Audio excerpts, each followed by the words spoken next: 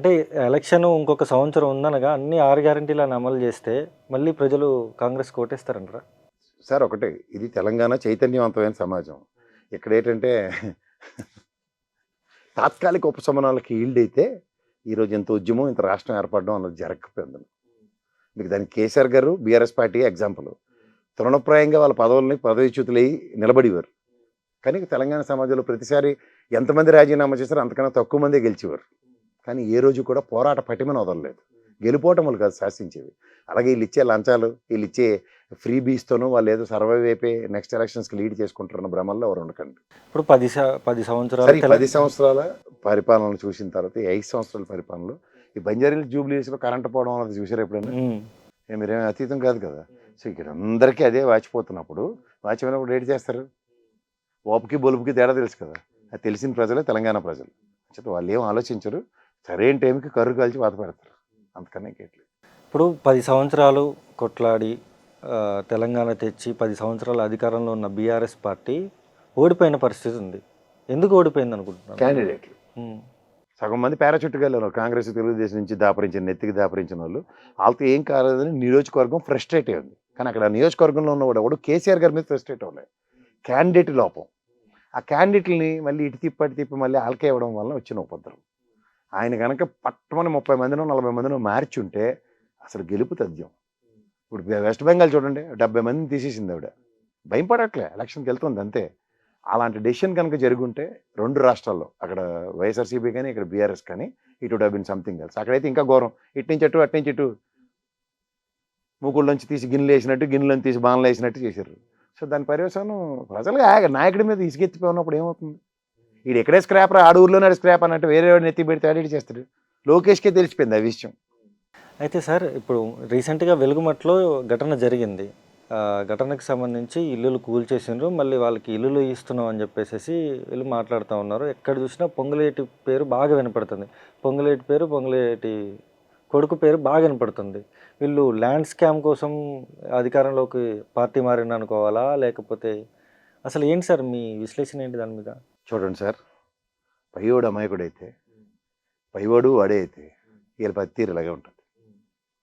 అక్కడ కేసీఆర్ గారితో ఉన్నప్పుడు పనితీరు అలా కాదు. ఇక్కడ రాగానంటే 6 నెలలు నీతో సాహసం చేస్తే వాళ్ళు వీళ్ళు అవుతారని సామెత ఉందా లేదా?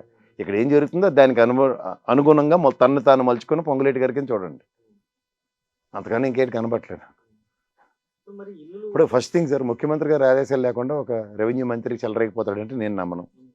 ఓకే, అందులో కాంగ్రెస్లో ఇలా ఫస్ట్ డెబ్యూ చేసి వచ్చాడు ఆయన. డెబ్యూ మ్యాచ్లో అజరుద్దీన్ సెంచరీ కొట్టేసిన వెంటనే అయితే క్యాప్టెన్సీ వాళ్ళే కదా, అవునా కదా? ఇప్పుడు కాంగ్రెస్లో ఉన్న వాళ్ళంతా కూడా మళ్ళీ రేపొద్దున బీఆర్ఎస్లోకి రాబోతున్నారు అని చెప్పేసి కూడా మాట్లాడుతూ ఉన్నారు. ఒకవేళ మళ్ళీ బీఆర్ఎస్ పార్టీ తీసుకుంటుందా, తీసుకోదా? ఒకవేళ తీసుకుంటే ఎటువంటి వాళ్ళని తీసుకుంటుంది? 2.5 ఏళ్ళ ముందు బుర్రా జ్ఞానం ఉన్నాడు ఎవడు రాడు. ఎలక్షన్ల ముందు ఆలోచించి వస్తారు. వస్తే మళ్ళీ కేటీఆర్ కానీ లేకపోతే హరీష్ రావు కానీ రాణిస్తారంటారా వీళ్ళని? వీళ్ళెవరు మధ్యలో? కేసీఆర్ డెసిషన్ ముందు వీళ్ళు ఎవరండి అసలుకి? సార్, సర్వం కేసీఆర్, అదే బీఆర్ఎస్ పార్టీ. చాలా మంది తెలుసుకోవాల్సిన విషయం. నిన్న జరిగినటువంటి సభలో కూడా కేటీఆర్ కానీ హరీష్ రావు కానీ కనపడలేదు. దాని గురించి కూడా చాలామంది ట్రోల్స్ చేస్తున్న పరిస్థితి కూడా. హరీష్ రావు ఢిల్లీ లేడు. క్లారిటీ కాళేశ్వరంది ఇవాళ జడ్జిమెంట్ ఉంది సార్. దాని పర్యవసానాలు ఏమైనా తేడా కొడితే మరి ఢిల్లీలో సుప్రీంకోర్టుకి వెళ్ళవలసిన పర్యవసానాలన్నీ హరీష్ రావు గారికి కన్నా క్లారిటీ ఇంకెవరికి ఉంటుంది? ఇప్పుడు ఫస్ట్ జీవన్ రెడ్డి గారిని అక్కడ ఇంటికి వెళ్ళి 20వ తారీఖు సభకి ఆహ్వానించిన వాళ్ళు ఎవరు చెప్పండి? కేటీఆర్, హరీష్ రావు. మరి ఇప్పుడు పెళ్లికి వెళ్ళినప్పుడు పిలుపుల్లో కొడుకు కూతురు వెళ్ళి పిలుచుకుని వస్తారు. తర్వాత పెళ్లికి వెళ్ళినప్పుడు మీకు పెళ్లి పెద్ద అయిన వాళ్ళ నాన్నగారు రిసీవ్ చేసుకోకపోతే ఎలా ఉంటుంది? అదే జరిగింది. సాంప్రదాయాలు పద్ధతులు తెలిసిన కేసీఆర్ గారు ముందు మళ్ళీ కేటీఆర్, హరీష్ రావు అక్కడ కుప్పగెంతులు వేస్తే కుదరవు.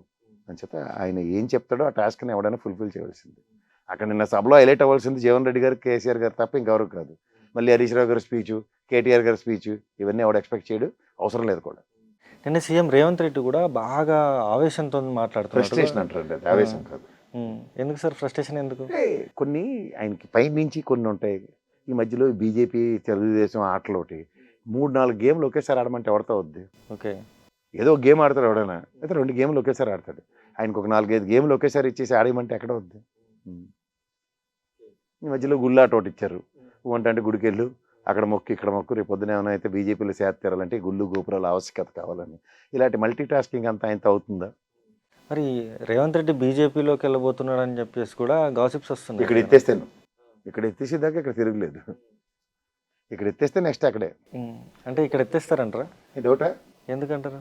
ఎందుకంటే ఇది ఒక బార్టర్ సిస్టమ్ అంటారు. బార్టర్ సిస్టమ్ అంటే తెలుసా మీకు? డబ్బులు లేనప్పుడు నా దగ్గర ఉన్నది నీకు ఇవ్వాలి, నీ దగ్గర నా దగ్గర ఉన్నది నీకు ఇస్తా, నీ దగ్గరది నేను తీసుకోవాలి. ఫస్ట్ ఇప్పుడు తీసుకునే కార్యక్రమంలో ఉన్నారు ఇక్కడ.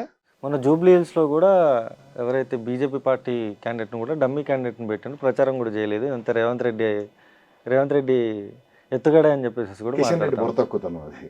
రేవంత్ రెడ్డి ఏమో అడగడు, దీపక్ రెడ్డి గారు ఎవరికైనా టికెట్ ఇచ్చుకున్నారంటే మీకు తెలిసిపోవాలి అవతల వాళ్ళు. పోనీ ఈ రేవంత్ రెడ్డి టికెట్లు బీజేపీ వాళ్ళకి ఇప్పించినట్టు ఇంకేటి అర్థం? అదే అందరూ అదే అంటున్నారు. ఏ లేదండి, అదంత nonsense, utter nonsense. ఉమ్.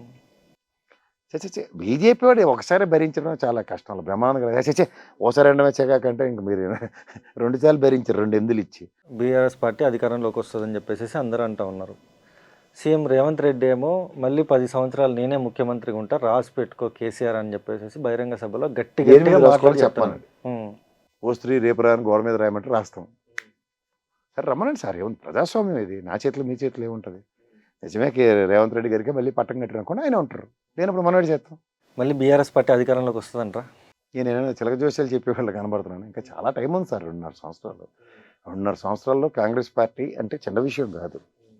నిన్న సీఎం రేవంత్ రెడ్డి ఏమో ఆ, మీరు తోడేలు బయటకు వచ్చింది అది ఇదని చెప్పేసి ఆయన మాట్లాడాడు. మాజీ సీఎం కేసీఆర్ ఏమో ఇంకా అనకూడని భాషలో ఆయన మాట్లాడిండు. ఇదంతా కూడా నడుస్తుంది కదా సార్. ఎవరికైనా సహనం అన్నది ఉంటుంది. ఉమ్.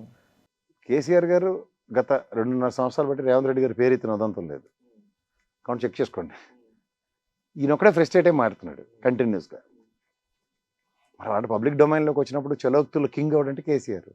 ఆయన 4 అవాకులు చవాకులు మాట్లాడకపోతే ఆ సభకే మర్యాద లేనట్టు, ఆ సభకి అందమే రానట్టు. యాంటిసిపేటెడ్ ఇది. ఈ తెలంగాణలో కేసీఆర్ గారు మాడితే చెల్లుబాటు అవుతుంది సార్, అది తెలుసుకోండి. చెల్లుబాటు కోసం రేవంత్ రెడ్డి గారు ప్రయత్నిస్తున్నారు. అవుతుందా లేదా అన్నది నెక్స్ట్ ఎలక్షన్ సమాధానం చెప్తుంది. ఫైనల్గా ఇంటర్వ్యూ కంప్లీట్ చేసే ముందు నేను కొన్ని పేర్లు చెప్తాను సార్, 1 వర్డ్లో ఆన్సర్ చెప్పండి.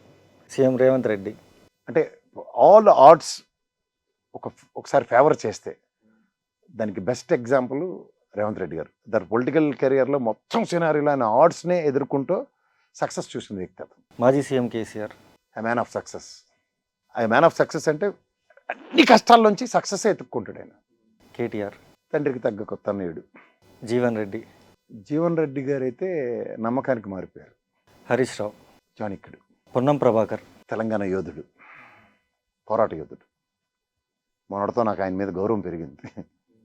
కేఎస్ ప్రసాద్ చాడే కొండ converted as a political analyst.